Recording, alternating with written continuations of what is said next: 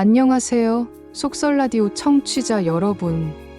수백만 원짜리 케이크를 며느리에게 던지는 시어머니를 본 적 있으세요? 저는 정아윤, 올해 35살의 공립고등학교 보건교사입니다.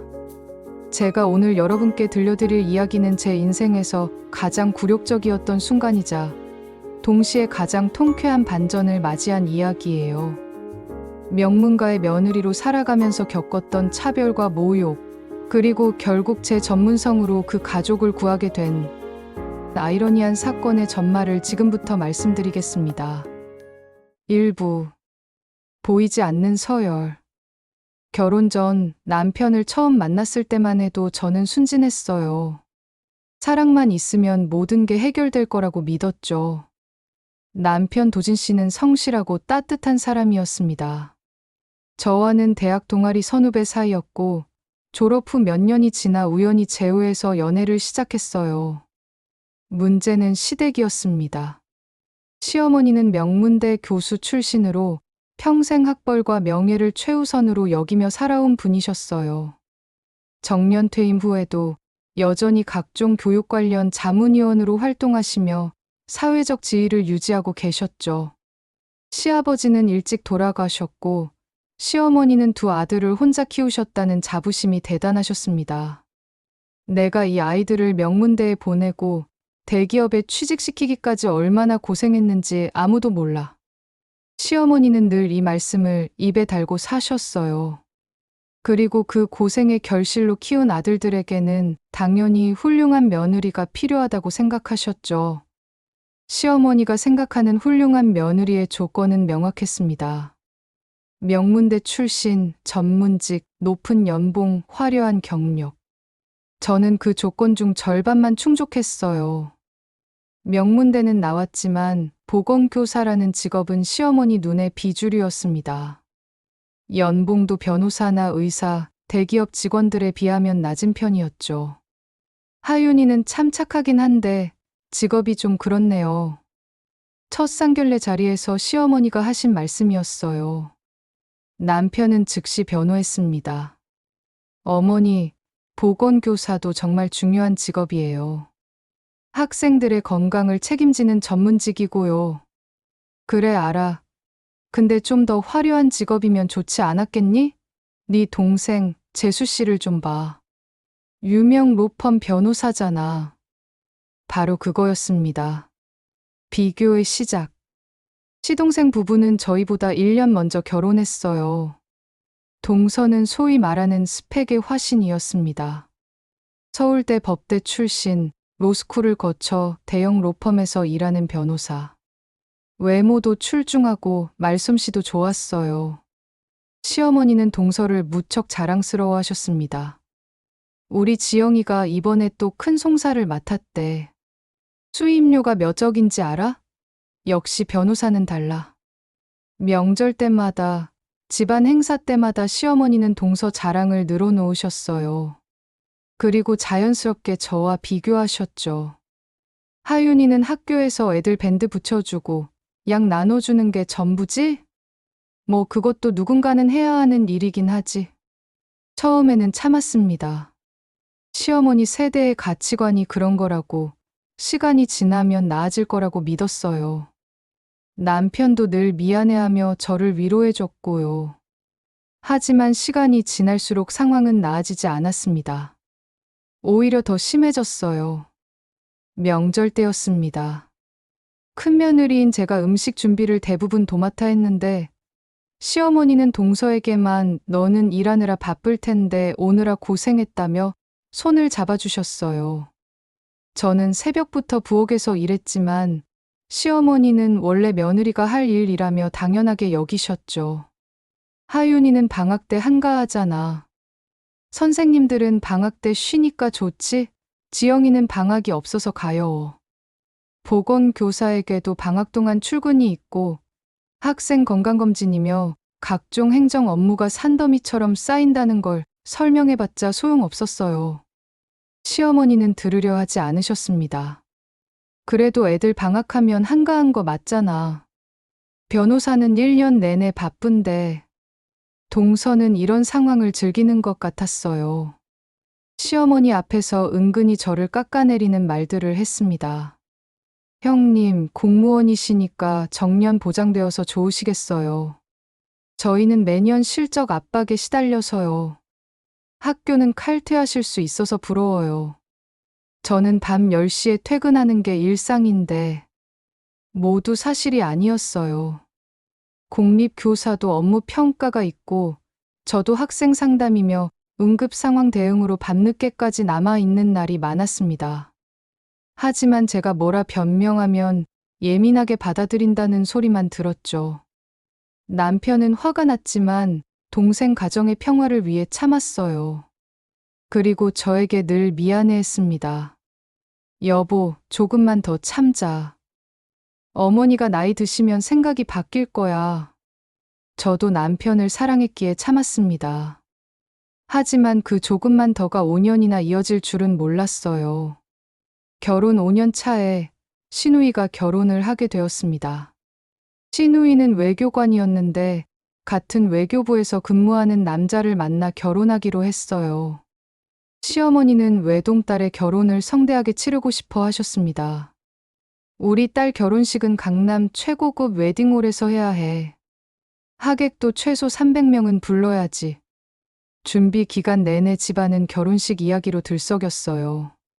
시어머니는 매주 저희 부부를 불러 결혼 준비를 도우라고 하셨고, 저는 주말마다 웨딩홀, 드레스숍, 예식장을 함께 다니며 시누이를 도왔습니다. 언니, 이 드레스 어때요? 너무 평범한가? 아니, 정말 예뻐요. 아가씨한테도 아주 잘 어울려. 시누이는 착한 아이였어요. 시어머니나 동서와는 달리 저를 무시하지 않았고 오히려 고마워했습니다. 하지만 그것도 시어머니가 없을 때만이었죠. 시어머니 앞에서는 시누이도 저를 있으나마나한 존재처럼 대했어요. 결혼식 날짜가 다가오면서 저는 점점 불안해졌습니다. 이유는 따로 있었어요. 제 친정아버지는 몇 년 전부터 심장이 좋지 않으셨어요. 협심증 진단을 받으시고 약을 드시면서 관리하고 계셨는데 최근 들어 증상이 자주 나타나셨습니다. 아빠, 병원 다시 가보셔야 할 것 같아요. 가슴 통증이 잦아지셨다고 하셨잖아요. 괜찮아. 약 먹으면 나아. 너희 시누이 결혼식도 있는데 괜히 소란 피우기 싫구나. 아버지는 늘 그러셨어요. 자식들에게 부담 주기 싫어서 아픈 것도 참으시는 분이었죠. 어머니는 걱정이 많으셨지만 아버지가 워낙 고집이 세셔서 어쩔 수 없었어요. 시누이 결혼식 3일 전 저는 친정에 들러 아버지 상태를 확인했습니다. 안색이 많이 안 좋으셨어요. 아빠, 정말 괜찮으세요? 제가 보기엔 병원 가셔야 할 것 같은데. 하윤아, 너무 걱정하지 마. 결혼식 끝나고 병원 갈게. 지금은 너희 시댁 경사가 우선이잖아. 불안했지만 아버지를 설득할 수 없었어요. 그냥 결혼식이 무사히 끝나기만 바랐습니다. 시누이 결혼식 당일 오전 8시였습니다. 남편과 함께 웨딩홀로 가려고 준비하던 중 어머니에게서 전화가 왔어요. 하윤아, 큰일 났어. 아버지가 새벽에 가슴을 움켜쥐고 쓰러지셔서 지금 응급실이야. 빨리 와야 할 것 같아. 머릿속이 하얘졌습니다. 손이 떨려서 전화를 잡고 있는 것도 힘들었어요. 지금 어느 병원이세요? 상태가 어떠신데요? 성모병원 응급실이야. 의사 선생님이 심근경색 의심된다고 그러셔. 하윤아, 어떡하니? 심근경색. 즉시 처치하지 않으면 생명이 위험한 상황이었습니다. 보건교사로서 저는 그 심각성을 너무나 잘 알고 있었어요. 지금 바로 갈게요. 제가 갈 때까지 아버지 곁에 계세요. 전화를 끊고 남편을 봤습니다. 남편도 제 표정을 보고 심상치 않다는 걸 눈치챘어요. 여보, 무슨 일이야? 아빠가 응급실에 계시대. 심근경색이 의심된다는데 나 지금 당장 가봐야 해. 남편은 잠시 망설이다가 고개를 끄덕였습니다. 그래, 당연히 가봐야지. 근데 오늘 내 동생 결혼식인데. 알아, 미안해. 근데 아빠가 지금 위독하신데 어떻게 결혼식을 먼저 가? 남편은 깊이 한숨을 쉬었어요. 어머니한테 뭐라고 말씀드리지? 어머니가 엄청 화내실 텐데. 내가 전화할게. 상황 설명하면 이해하시겠지. 하지만 저도 확신은 없었어요. 시어머니가 이해하실 분이 아니라는 걸 잘 알고 있었으니까요. 떨리는 손으로 시어머니께 전화를 드렸습니다. 어머니, 저 하윤이에요. 죄송하지만 결혼식에 늦을 것 같아요. 저희 아버지가 새벽에 심근경색으로 쓰러지셔서 지금 응급실에 계세요. 뭐? 전화 너머로 시어머니의 목소리가 차갑게 식어가는 게 느껴졌어요. 심근경색. 그래서 제가 병원에 먼저 가봐야 할 것 같아요. 본식은 어떻게든 참석하겠지만 오전 준비는 못 도와드릴 것 같습니다. 하윤아, 지금 농담하는 거지? 아니에요, 어머니. 정말 아버지가 위독하세요. 어머니도 아시잖아요. 심근경색이 얼마나 위험한 건지. 그건 나도 알아. 근데 오늘이 무슨 날인데? 우리 딸 결혼식이잖아. 시어머니의 목소리가 높아졌어요. 니네 아버지 일도 중요하겠지만 오늘은 우리 집안의 경사야. 네가 며느리로서 마땅히 여기 있어야 할 날이고 병원은 너희 어머니가 계시잖아. 꼭 네가 가야 해? 믿을 수가 없었습니다. 사람이 죽을 수도 있는 상황인데 결혼식 준비가 더 중요하다는 말씀이신 거죠? 어머니, 저희 아버지가 지금 생명이 위태로운 상황이라고요. 알아. 근데 생각을 좀 해봐. 오늘 하객이 300명이 넘어. 그 사람들 앞에서 큰 며느리가 없으면 우리 체면이 어떻게 되겠어? 너희 친정 일은 나중에 가도 되잖아. 저는 화가 났지만 동시에 슬펐습니다. 어머니, 죄송하지만 저는 아버지 곁에 가야 해요. 본식 시간에는 꼭 가겠습니다. 본식이 오후 2시인데 그때까지 온다고? 최선을 다해 볼게요. 너 정말 이럴 거야? 네가 지금 우리 가족을 무시하는 거지? 어머니, 그게 아니에요. 됐어. 알아서 해. 근데 오늘 예식 전에 안 오면 나도 가만히 있지 않을 거야. 전화가 끊겼습니다. 남편이 옆에서 모든 걸 들었어요. 그의 얼굴도 창백했습니다. 여보, 미안해. 내가 어머니를 다시 설득해 볼게. 너는 장인어른한테 얼른 가 있어. 우리는 각자의 길로 향했습니다. 남편은 웨딩홀로, 저는 병원으로. 2부. 아버지의 수술. 병원에 도착했을 때 아버지는 이미 응급 시술을 받고 계셨어요. 막힌 혈관을 뚫는 스텐트 시술이었습니다. 어머니는 복도에서 눈물을 흘리며 기다리고 계셨고요. 엄마, 괜찮으세요? 아빠는? 의사 선생님이 다행히 빨리 와서 골든타임을 놓치지 않았대. 지금 시술 중이야. 다행이었어요. 조금만 늦었어도 큰일 날 뻔했습니다. 저는 어머니를 안심시키고 의료진과 상담하며 상황을 파악했어요. 보건교사로서의 의료 지식이 이럴 때 도움이 됐습니다. 심근경색의 위험성, 시술 후 관리 방법을 의료진에게 확인하고 메모했어요. 시술은 2시간 정도 걸렸습니다. 시술 잘 끝났습니다. 다행히 큰 문제는 없고 며칠 입원하시면서 경과를 지켜봐야 해요. 감사합니다, 선생님. 아버지는 회복실로 옮겨지고 의식을 되찾으셨어요.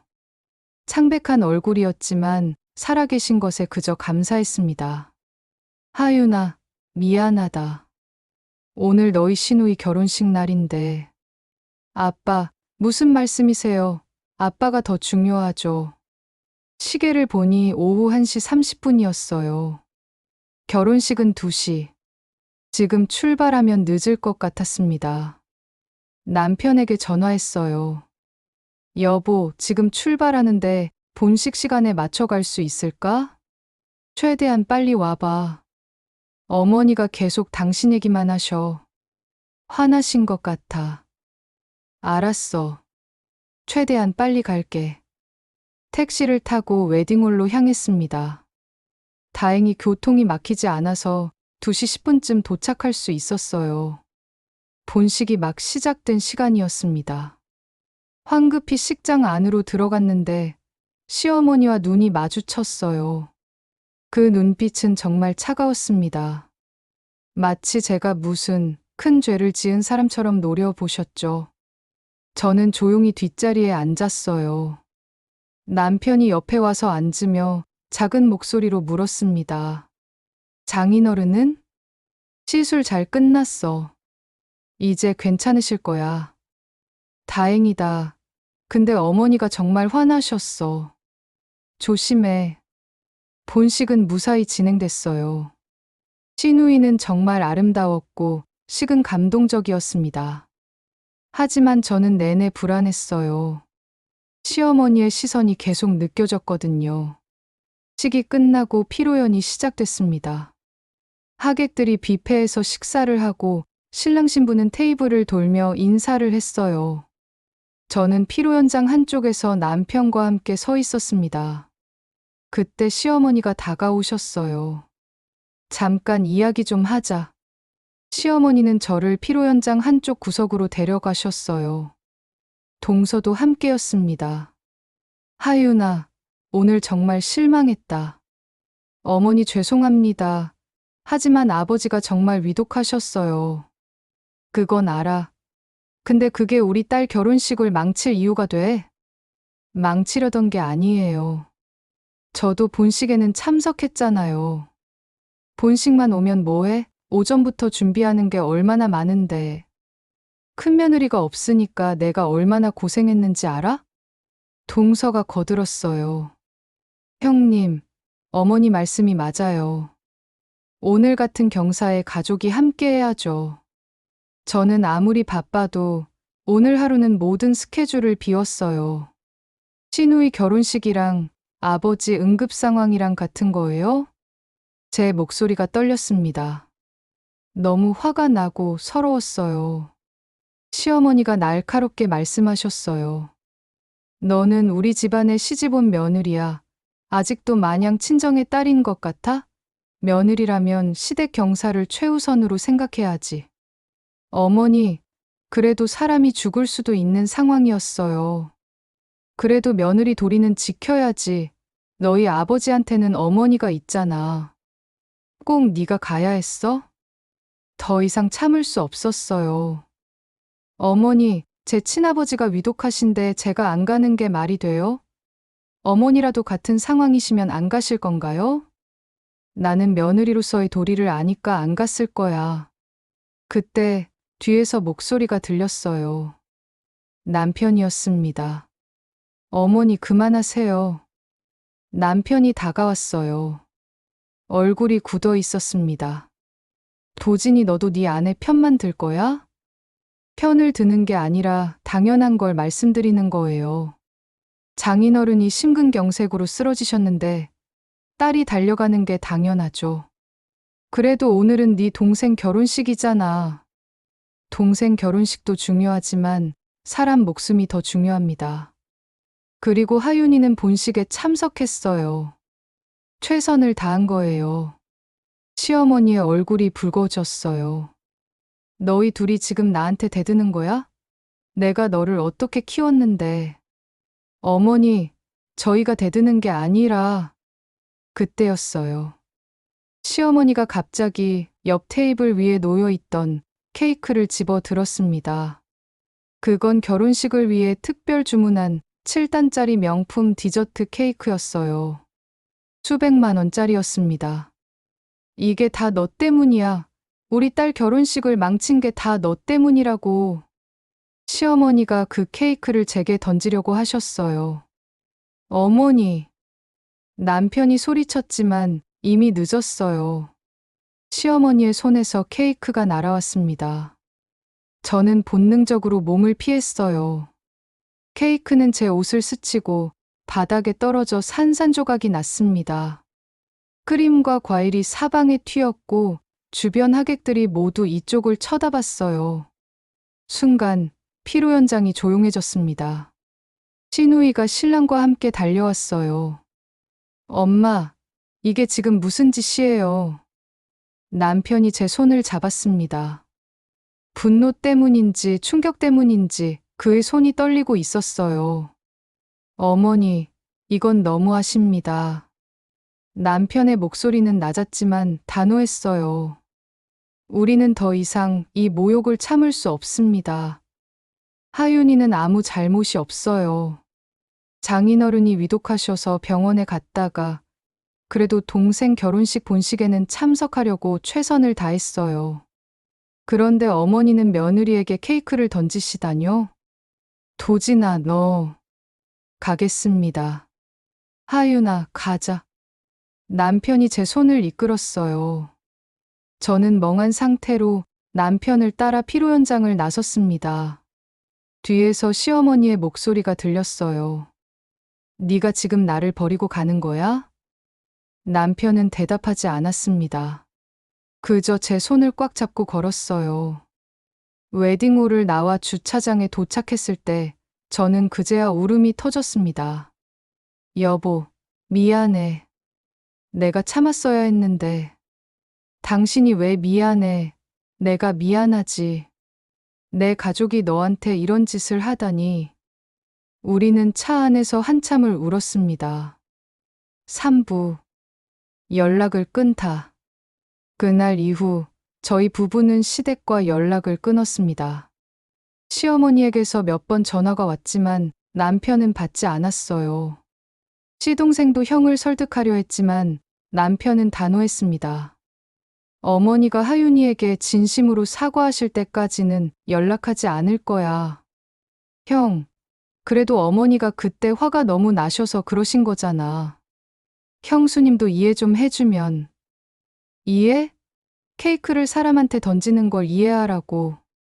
시동생은 더 이상 말하지 못했어요. 명절에도 저희는 시댁에 가지 않았습니다. 처음에는 시댁에서 연락이 왔지만 남편이 단호하게 거절했어요. 사돈 어르신 건강은 어떠세요? 시동생이 한 번은 저에게 직접 전화를 했어요. 많이 회복하셨어요.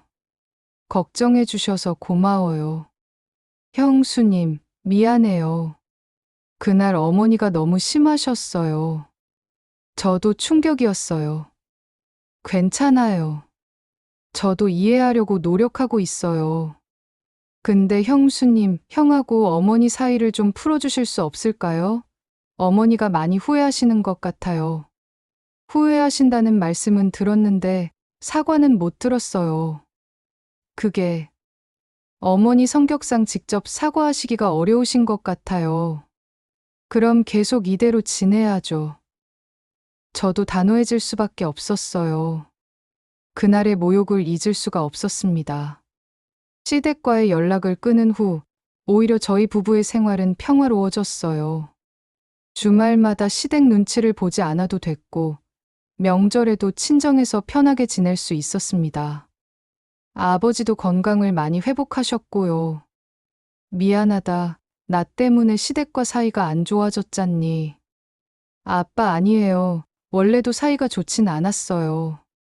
그냥 결국 드러난 것뿐이에요. 남편도 처음에는 힘들어했지만 시간이 지나면서 마음이 편해지는 것 같았어요. 여보, 나 요즘 주말이 좋아. 예전에는 주말만 되면 시댁 가야 한다고 스트레스였는데.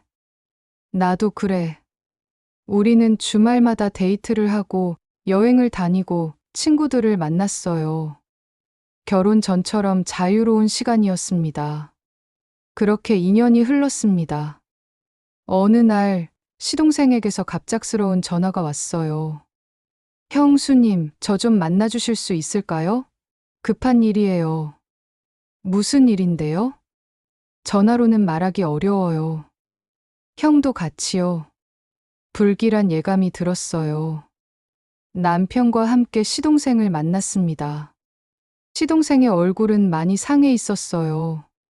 수척하고 눈 밑에 다크서클이 짙었습니다. 무슨 일이야?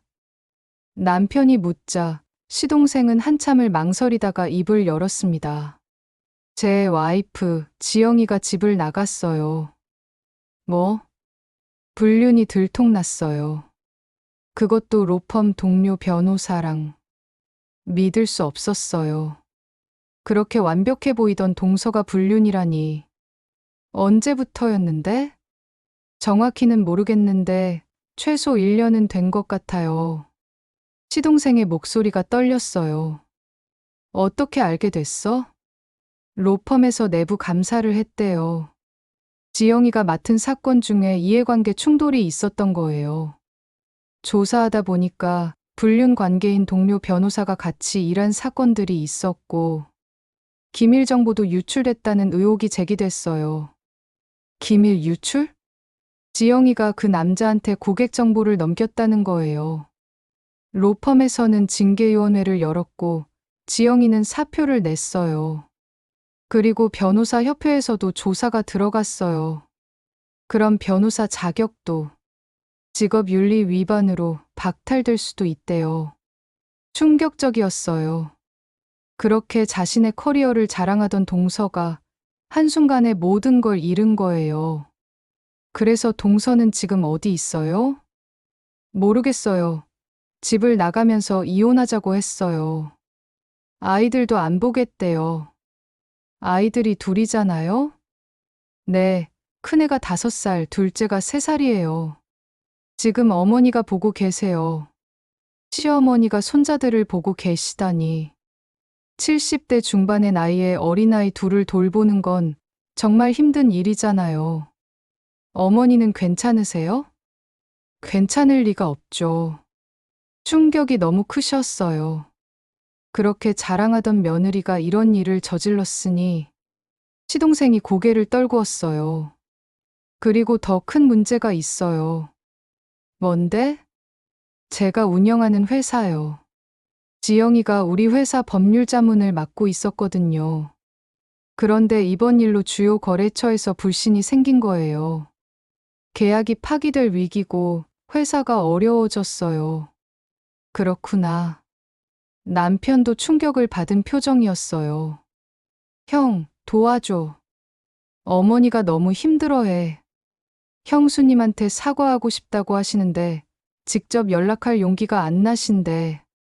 남편이 저를 봤어요. 저도 남편을 봤습니다. 형수님이 의료 쪽 일을 하시잖아요. 어머니가 요즘 건강이 안 좋으세요. 손자들 돌보느라 너무 무리하신 것 같아요. 한 번만 와주실 수 없을까요? 저는 망설였어요. 2년 전 그 모욕을 아직도 잊을 수 없었거든요. 하지만 남편이 제 손을 잡았어요. 여보, 어머니가 아프시다는데. 한 번만 가보는 게 어때? 생각해 볼게. 내가 함께 갈게. 어머니가 또 이상한 소리 하시면 바로 나올 거야. 저는 깊게 한숨을 쉬었습니다. 알았어요. 가볼게요. 며칠 후 저희는 시댁을 방문했습니다. 2년 만이었어요. 현관문을 열고 들어가는데 낯선 소리가 들렸어요. 아이들 우는 소리였습니다. 거실에는 시어머니가 두 손자를 안고 있었어요. 시어머니의 모습은 2년 전과 완전히 달랐습니다. 머리는 백발이 많이 늘었고 얼굴은 수척했으며 눈가에는 깊은 주름이 패여 있었어요. 할머니, 배고파요. 5살 큰손자가 칭얼거렸어요. 알았어, 할머니가 밥 해줄게. 조금만 기다려. 시어머니가 일어서려다가 비틀거렸습니다. 저도 모르게 앞으로 나가 시어머니를 부축했어요. 어머니, 괜찮으세요? 시어머니가 저를 봤어요. 그 눈에는 놀라움과 부끄러움, 그리고 안도감이 섞여 있었습니다. 하윤이, 왔니? 네, 도련님한테 연락 받고 왔어요. 시어머니의 눈에서 눈물이 흘렀어요. 미안하다 하윤아, 정말 미안해. 2년 만에 듣는 사과였습니다. 어머니, 일단 앉으세요. 제가 아이들 밥 차려줄게요. 저는 부엌으로 가서 냉장고를 열었어요. 냉장고 안은 텅 비어 있었습니다. 김치 몇 개와 오래된 반찬들만 있을 뿐이었어요. 어머니, 장을 안 보셨어요? 요즘 장 볼 시간이 없어서.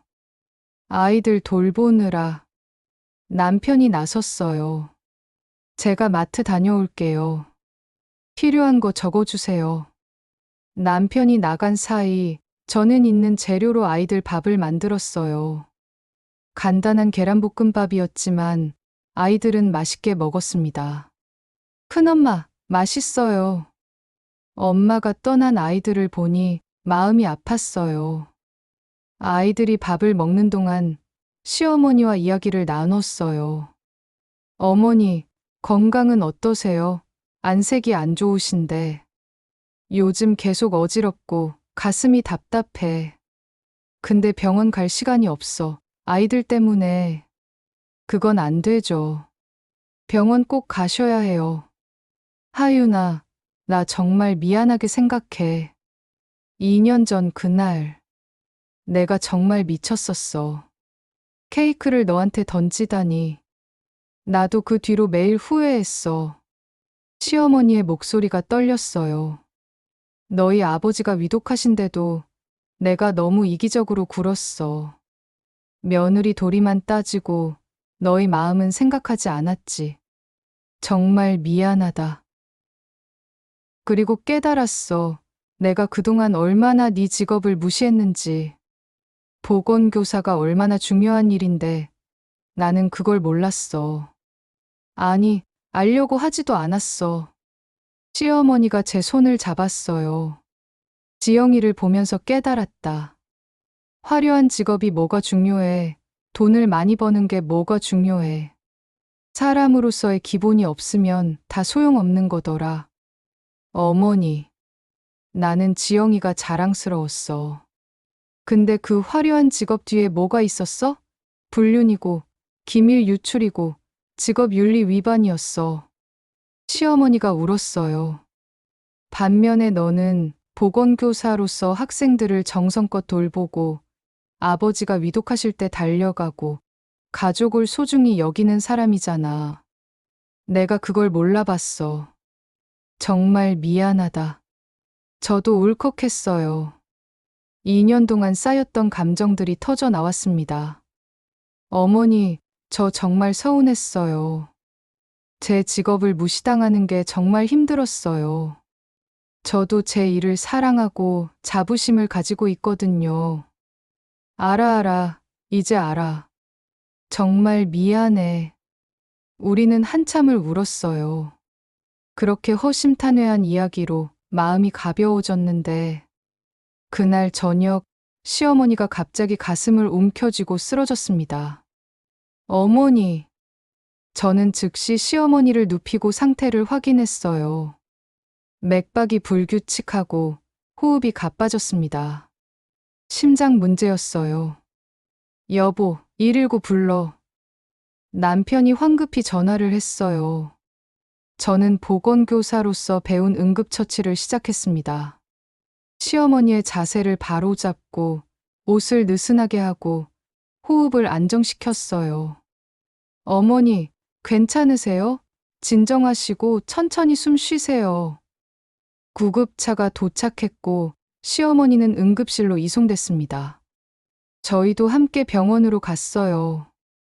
응급실에서 검사를 받은 결과 시어머니는 협심증이 심해진 상태였어요. 스트레스와 과로로 심장에 무리가 온 거였습니다. 의사 선생님이 설명해 주셨어요. 환자분이 요즘 많이 무리하셨나 봐요. 심장이 상당히 약해져 있습니다.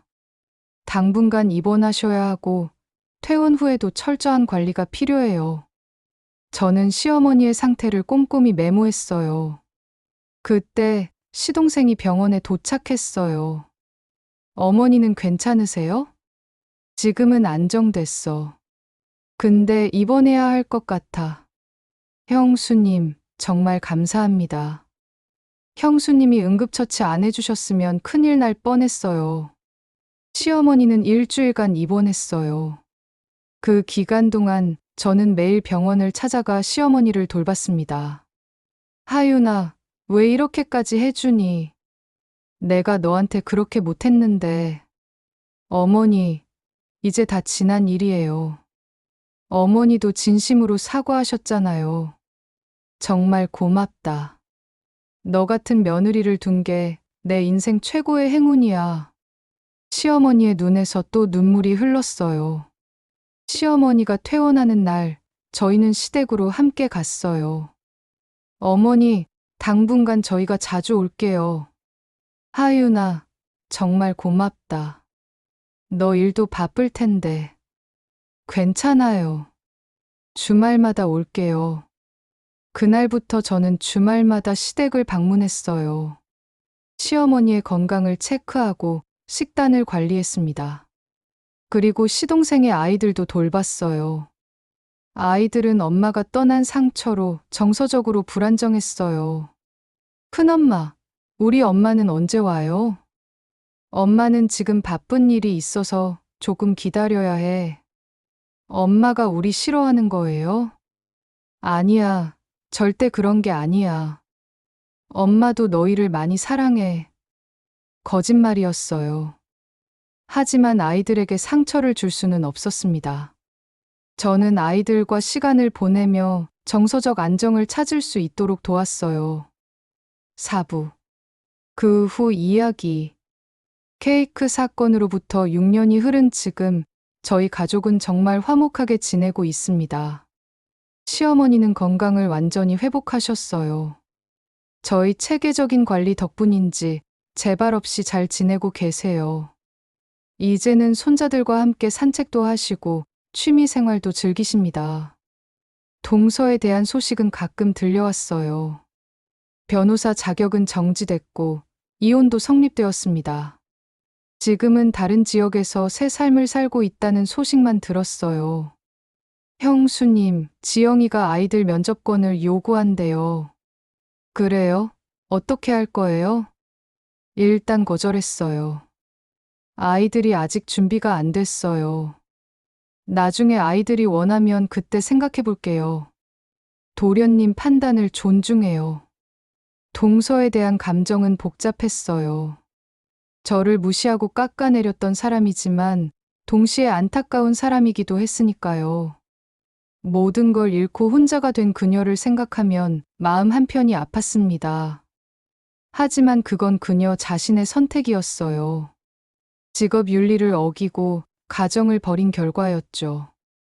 이 사연을 준비하며 많은 생각을 했습니다. 직업 차별, 가족의 갈등, 그리고 화해와 용서에 대해서요. 현실에서 이런 일들이 일어날 때 우리는 어떻게 대처해야 할까요? 복수? 회피? 아니면 용서? 저는 선택했어요. 제 전문성과 인간성으로 대응하기로요. 그리고 그 선택이 결국 모두를 구했습니다. 신우이 결혼식장에서 날아온 케이크는 제 옷을 더럽혔지만 결국 제 인생을 더 빛나게 만들었습니다. 이것이 바로 시월드의 축가가 아닐까요? 여러분도 비슷한 상황에 처한다면 기억하세요. 당신은 생각보다 훨씬 더 가치 있고 생각보다 훨씬 더 강한 사람입니다. 그리고 때로는 가장 어두운 순간이 가장 빛나는 반전의 시작이 될 수 있을 거예요. 저희 굴욕적이면서도 찬란한 이야기 들어주셔서 감사합니다.